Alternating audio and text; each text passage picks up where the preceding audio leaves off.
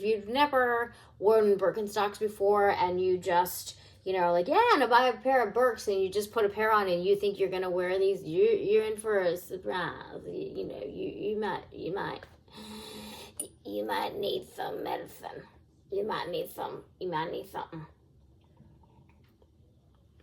I just saying.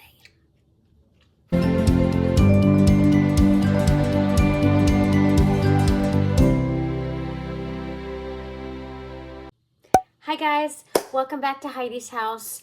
I have been absent for some time and I apologize for that, but I was very transparent with everyone here that I'm a very busy woman with foster kids and 2 careers, and I really like doing reviews and bringing you guys my honest opinion on things that are not sponsored.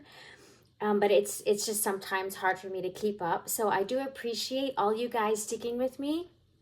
And I can't believe the amount of subscribers I have, and I can't thank you enough.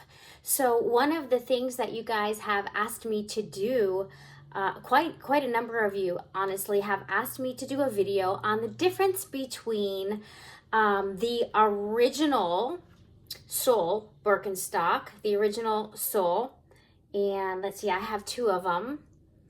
So they're just different swatches or different textures in the sole, and the difference between the original sole versus the soft sole.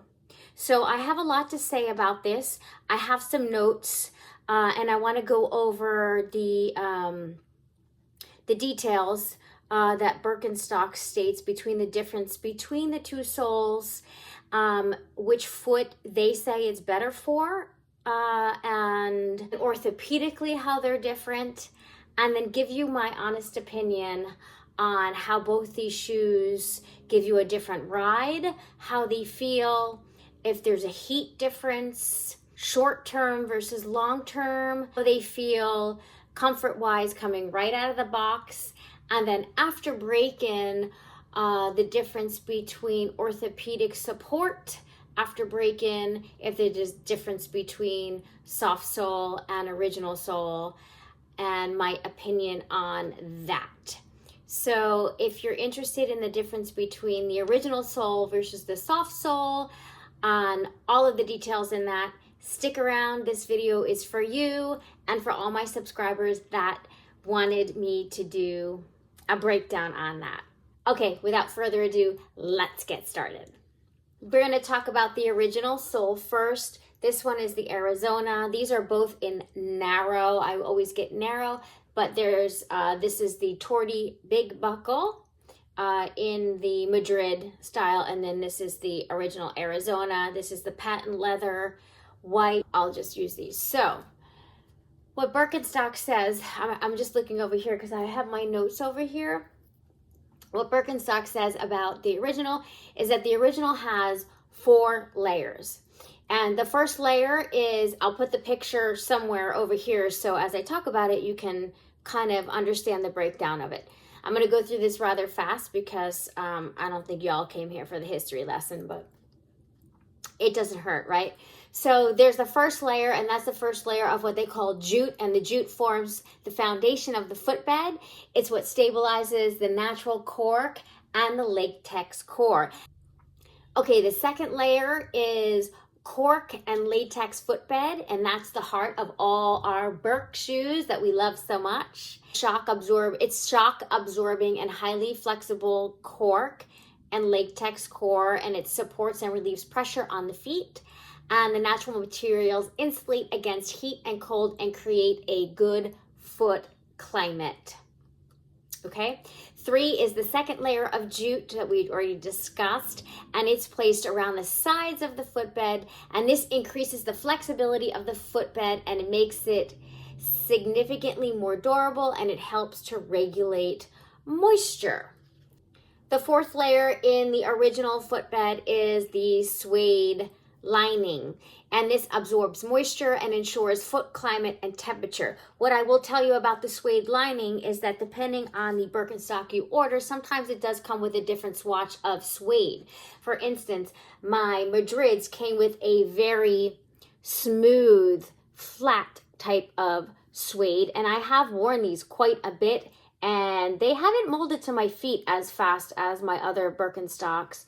And they really haven't broken down as fast. And I'll talk more about that when I do a wear and tear on these, because I'm going to do an update on these. So and these came more with this suede lining of a more brushed and rough. What I will say, these broke down a lot faster. It was actually a little more comfortable. Initially, it was a little hotter under the foot because it was more textured. And obviously, I'm in South Florida, but I preferred the little bit of a rougher texture. But I don't really think it has so much a difference with orthopedic. Okay, now let's talk about the soft footbed.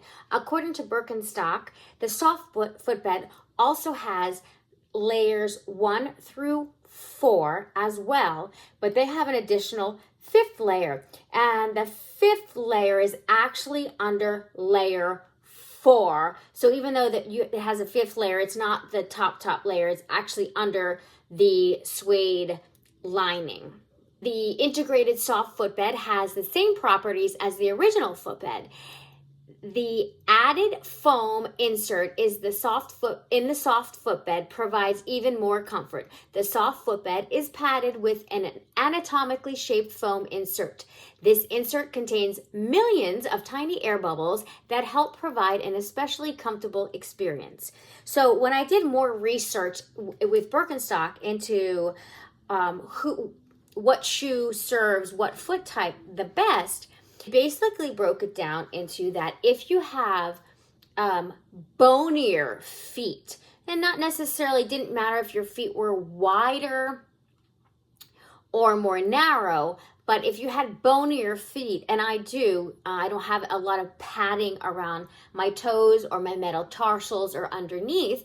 If you have bonier feet, then they suggested that the soft footbed would be better, because coming right out of the box, obviously they are softer, and your bones, as you walk, you can feel more of the texture under your feet and around your feet, so it will hurt a little more.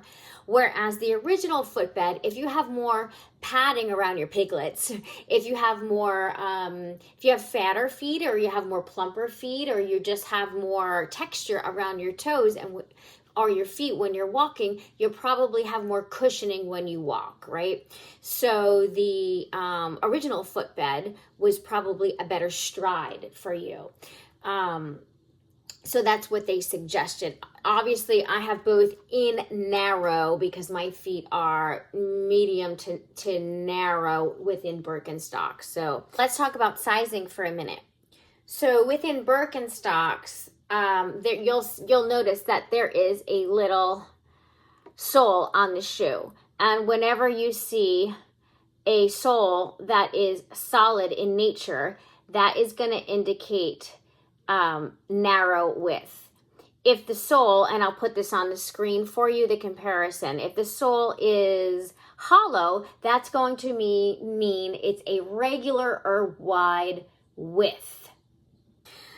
But now let's move on to my own opinions, the wear and tear for me, what my experience was right out of the box, and then short term versus long term. Okay, so let's talk initial Breakin right out of the box. Soft sole, original sole. So right out of the box, comfort, soft sole is going to win the gold medal. I took these right out of the box. I could pretty much walk for hours. They were super comfortable. I had no issues at all. Right out of the box with these, they were comfortable for about the first 10 minutes, and then they really required a 2-week break-in period. I wore them about 2 to 5 hours a day, and then I would increase and increase and increase. And then by week 2, they were really good to go. Size and aesthetic, The soft sole had a slightly snugger contoured fit on my medium, narrow, bony feet due to the added layer of foam,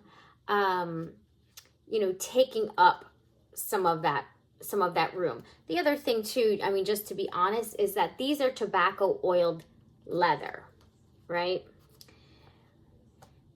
These are the white patent, but these are all, leather inside, but these are Birko floors. So the top are not going to conform and mold to your foot like natural leather will. So right there's going to be a little bit of a difference. In terms of that little bit of extra room though, between the soft sole and the original sole, it was something I could notice. It wasn't something so much that I think anyone who was looking at my feet could notice.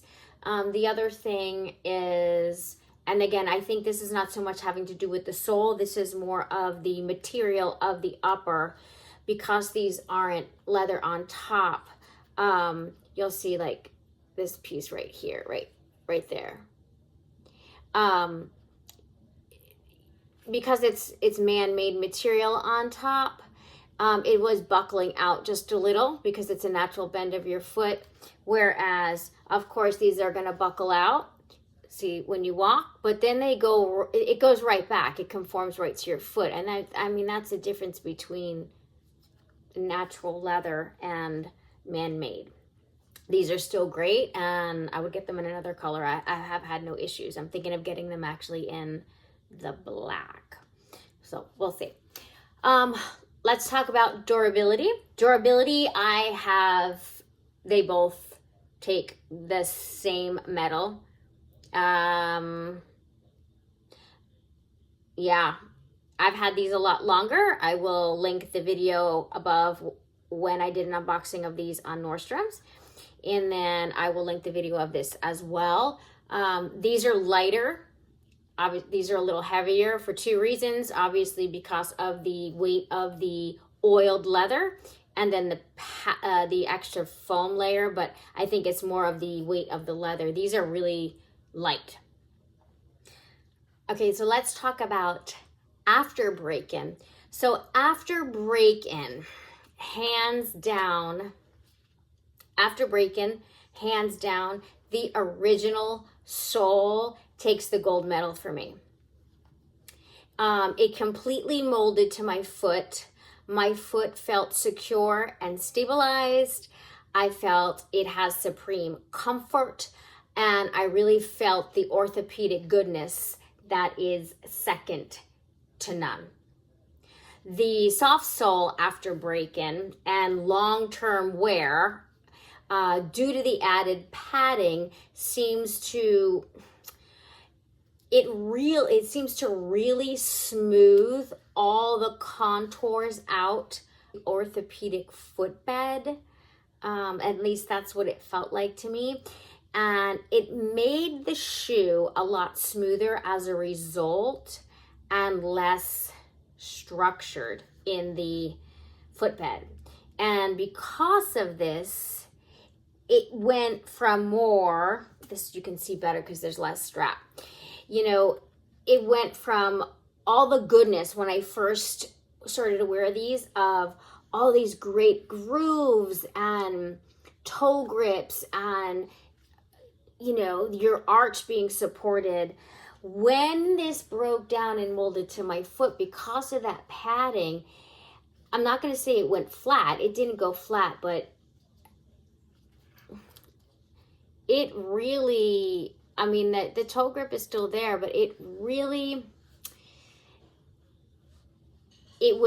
there's less, for me, and what my opinion is and what my experience is, there has been less of an orthopedic supportive experience long term with the soft sole.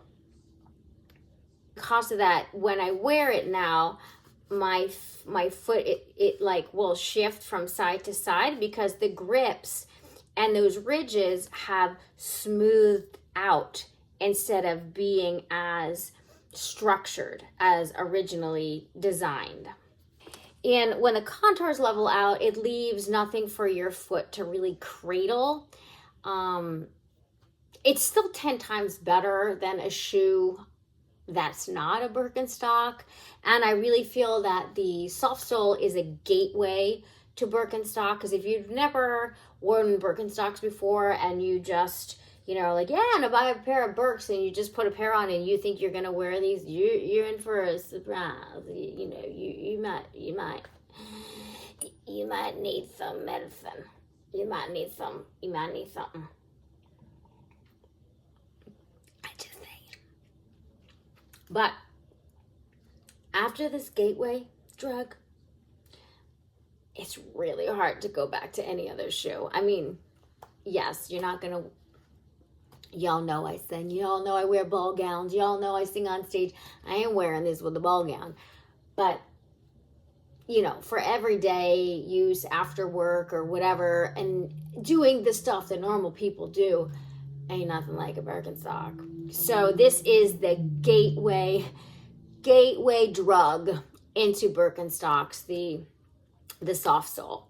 However, once you've gotten past this, it's the original sole for me. It truly is. All right, guys, that's going to be it for me. I really, truly hope this video helped anyone who was confused about the differences between the original sole and the soft sole. And I hope you got something from this video that you can benefit from. And stay tuned, because I will do a wear and tear on the Madrids. And the other thing I'm going to do is I'm going to do a video on the differences of leather styles between, this is Nubuck, the patent, which is the Berco Floor, and the oiled, because there are some major differences between all three of these leathers, and I think that would be something cool. So if you're interested in that, please comment down below. Bye, guys. It's been a long day. It's been a lot. It's been a lot of ride.